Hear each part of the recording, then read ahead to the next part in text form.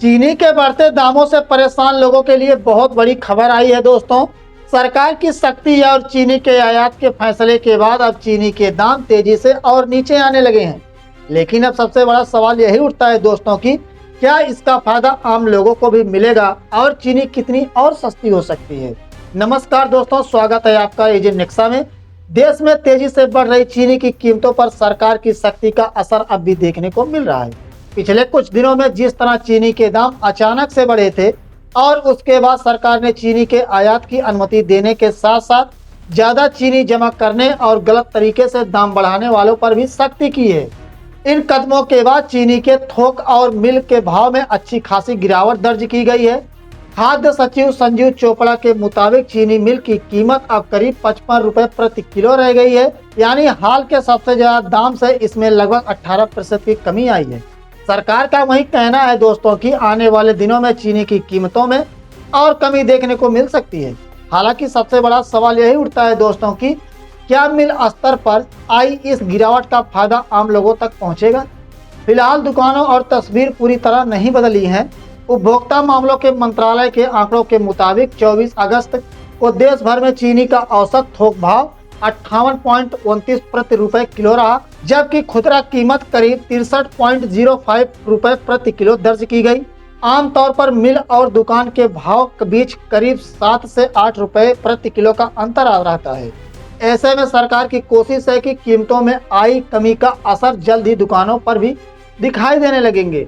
ऐसे में आप कमेंट करके जरूर हमें बताइएगा कि आपके यहाँ चीनी क्या भाव चल रहा है। सरकार दावा कर रही है कि चीनी सस्ती हुई है, लेकिन क्या आपको इसका फायदा मिल रहा है या नहीं। दरअसल पिछले सप्ताह चीनी की मिल कीमतें बढ़कर करीब 67 रुपए प्रति किलो तक पहुंच चुकी हैं। कीमतों में इतनी तेजी ने सरकार की चिंता बढ़ा दी थी कि कीमतों में अचानक आई तेजी के बाद सरकार ने पिछले सप्ताह 10 लाख टन कच्ची चीनी रॉ शुगर के आयात की अनुमति देने का फैसला किया। इसका मकसद देश में चीनी की सप्लाई बढ़ाना और कीमतों को नीचे लाना था। इसके अलावा थोक में चीनी खरीदने वालों के लिए भी एक सीमा तय की गई ताकि कोई कारोबारी जरूरत से ज्यादा चीनी जमा करके बाजार में कमी ना पैदा कर सके। सरकार के कदमों के बाद कई बड़े शहरों में चीनी के भाव नीचे आ चुके हैं। कानपुर में जहाँ चीनी की कीमत करीब 69 रुपए किलो तक पहुंच चुकी थी, वहाँ अब यह चीनी लगभग 63 रुपए आ गई है दोस्तों। मुंबई में भाव 68 रुपए घटकर करीब 62 रुपए किलो तक आसपास पहुंच चुका है। गुवाहाटी में 71 रुपए से घटकर 64 रुपए आ चुका है। हैदराबाद में 70 रुपए से घटकर 63 रुपए और चेन्नई में 70 रुपए से घटकर 68 रुपए तक आ चुका है। उत्तर प्रदेश में कुछ जिलों में हालांकि दुकानों पर चीनी के दाम में अभी तक बहुत ज्यादा बदलाव नहीं आया है। काशी नगर, गोरखपुर, बस्ती और महाराजगंज में चीनी भी अभी करीब 60 से 65 रुपए प्रति किलो भाव में बिक रही है। इससे साफ है दोस्तों कि अलग अलग इलाकों में सरकार के फैसले का असर एक जैसी तेजी से नहीं पहुंचा है। अगर थोक बाजार की बात करें तो यहाँ भी राहत के संकेत मिल रहे हैं।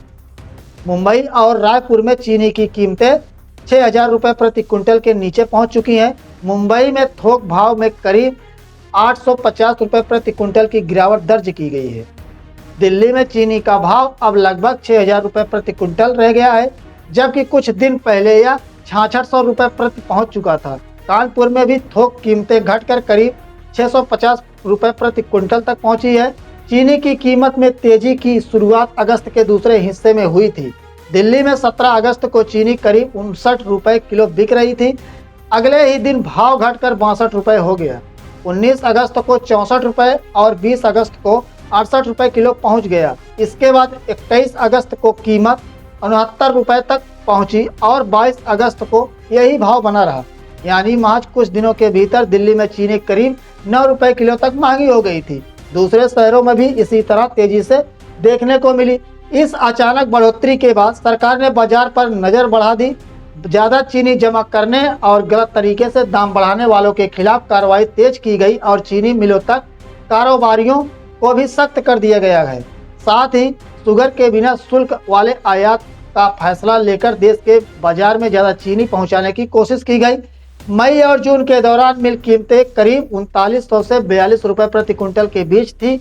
लेकिन जुलाई के बाद इन भाव में तेजी आई और कीमतें 5700 रुपये प्रति क्विंटल से ऊपर भी चली गई। अब सरकार के कदमों के बाद फिर से चीनी में गिरावट देखने को मिल रही है। फिलहाल बाजार की नज़र इस बात पर है कि थोक और मिल स्तर पर आई राहत दुकानों तक कितनी जल्दी पहुंचती है। अगर आयात की गई चीनी की सप्लाई बाजार में बढ़ती है और ज़्यादा चीनी जमा करने वालों पर कार्रवाई जारी रहती है तो आने वाले दिनों में उम्मीद की जा रही है कि चीनी के दाम और नीचे आ सकते हैं। इसी प्रकार की वीडियो देखने के लिए हमारे चैनल को सब्सक्राइब करें। मिलेंगे दूसरे वीडियो में, तब तक के लिए जय हिंद, जय भारत।